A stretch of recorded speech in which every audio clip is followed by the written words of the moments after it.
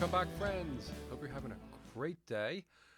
Gabriel Kevin here, and here we are again with another installment in my suite of music tutorials that cover a wide range of recording, mixing, mastering, producing, songwriting, and other things. And my overall channel, Everything Gabriel, covers a lot more stuff than just music.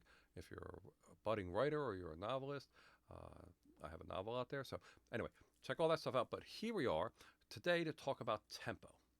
And tempo, I think everybody knows what tempo is. If you don't know what tempo is, it is defined usually in the music industry as beats per minute, BPM. And it's basically how fast the beat is going or how slow the beat is going. Okay, so that's pretty straightforward. So here in these days, you can actually change tempo. And why does he say in these days?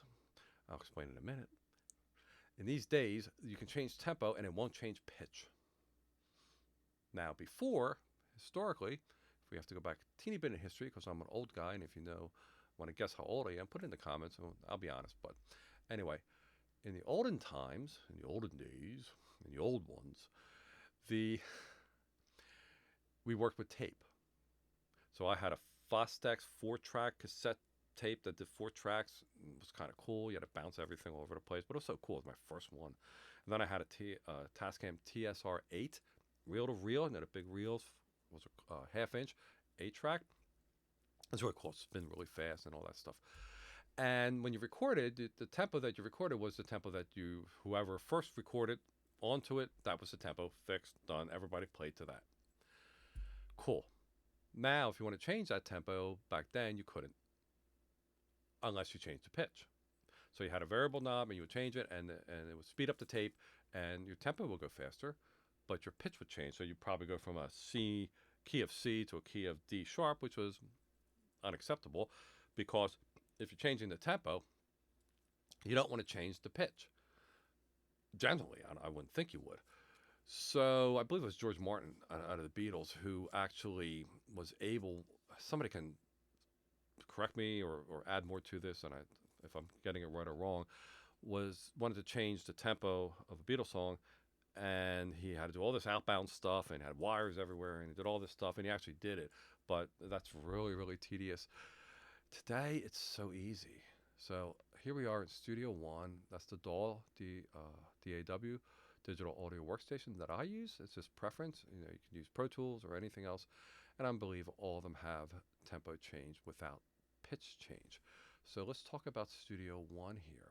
So down here below, you'll see I'm circling. It says 135, and that's the current tempo of the song. And it's actually the current tempo wherever the cursor is. If I haven't done the second thing I want to explain, where I can change the tempo anywhere in the song to any tempos, as many as I want to change, like say I want to change this verse to be a different tempo than the chorus before and chorus after, I can do that, and I'll show you that in a minute. But either way, whether the whole song is all 135 and I didn't do anything like that, down below here, this number will change wherever the cursor is. So if nothing has changed, it's always going to say 135. And that's the current tempo of Wonderland. That's this song. And if I play it here, you're going to hear 135. But before I do that, I want to go over here to this inspector track, and there's an I here. Okay, if you click on that, you'll see, and this is per track. Okay, you'll see tempo, and it says time stretch. So you want to have that as time stretch on all your tracks in order for yourself to make tempo changes. So just make a note of that. Going back now, let's play Wonderland and see how it sounds.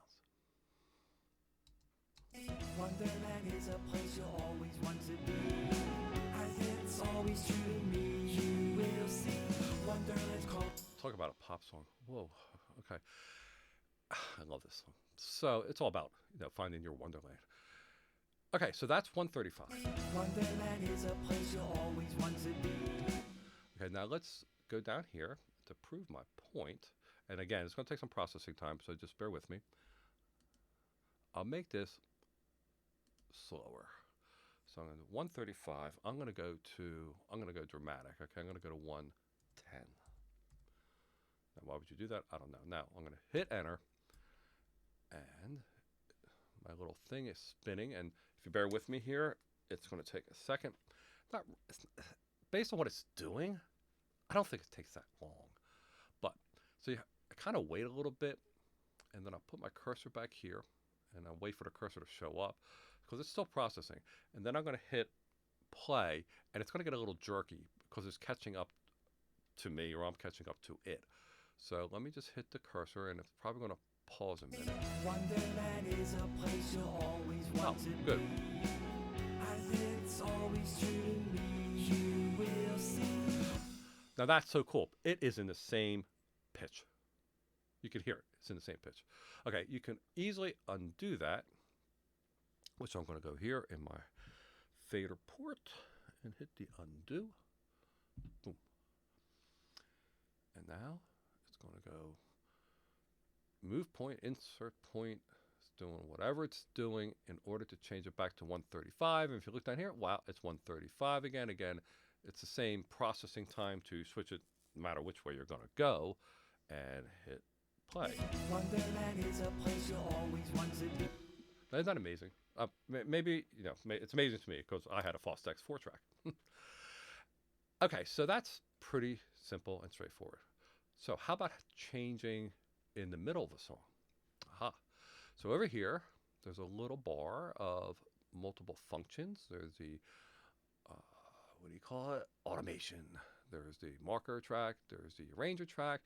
There's the chord track, and then there's the tempo track. So the tempo track's not shown. All this does up here is it shows the tracks. So if I turned off marker track, it's going to disappear. It's going to come back. So I'm going to click the tempo one. And now I have the tempo track right here. And it says 135 because at this point where the cursor is, now up here, it's going to be where the cursor is. I'll make this a little bigger. So this is 135, and it matches down here 135, and I haven't done anything in the middle of the song, so the whole song is still 135. Max tempo 400. That's got to be so fast. I would love anybody to tell me why you would ever hit 400. Minimum tempo 10.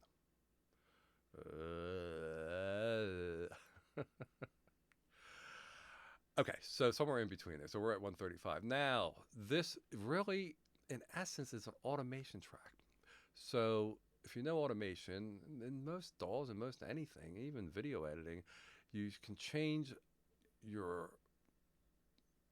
processing, whether it's, you're changing a pan or a volume or a tempo, and you set points. So I'm going to go to this line here, and it looks like a little hand with a finger like this. And I'm going to click a point, let's say, right about here. I'm just going random. It takes a second, and there's a point, and it says 135, because this line is still 135. Then I'm going to put one here,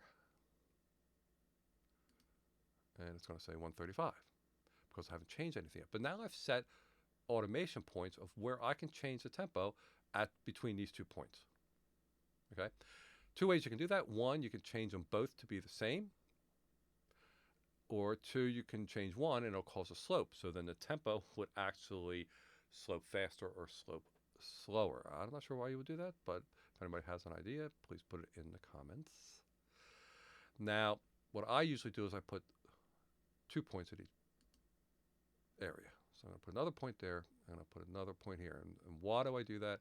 And I do that in all automations, and I'm sure everybody else does, because the first point preserves everything to the left to be 135. The last point preserves everything to the right to be 135. If you don't do that, it's going to cause a slope. So, and we'll look at that in a second. So now I'm going to take this 135 here, and I'm going to raise it up. I can either raise it up by pulling it, or I can just click on the point. Right click on the point and type in something. So let's go dramatic, and let's go to, let's say 160. Hit enter. Again, now it's changing a tempo, so it's going to take a second. Now you see it moved up. If I left that alone, that would go from 135 to 160, and then incrementally decrease back to 135. That's not what I want to show here, so I'm going to take this other guy here. It's the third one. and make that 162. Not 162, 160 TOO. And there, oops, that would really be bad. That'd be 1,360. Probably blow up the computer. Okay. Now, you can see, by using 4 points, I have it going to 160, staying at 160, and drop back to 135. So let's listen to that. Wonderland is a place you'll always want to be. It's always true to me. You will see Wonderland's Cool. So now, that's how you can change tempo, and you probably do it like the whole verse or maybe a section, and it's really cool. So you can automate your tempo. Now let's just do one more thing and prove a point. I'm going to take this point, I'm going to pull it up like this. I just made it, that's probably a lot that I want. 216 BPM. Evil. Now it's going to take time for it to process. Again, patience. And let's see. So what should happen? It should be 135, starting at this point here, 160, and incrementally increase faster, faster, faster, faster, and then boom, drop down to 135. Not sure why you would do it, but yeah, it's kind of cool to play with it, isn't it? All right, I hit enter. And we're going to have a little gap here. Wonderland is a place you'll always want to be. It's always true to me. You will see Wonderland's calling. Yeah, I know. I'm having too much fun with this. Okay, so anyway, that's how you do tempo changes in the middle of a song.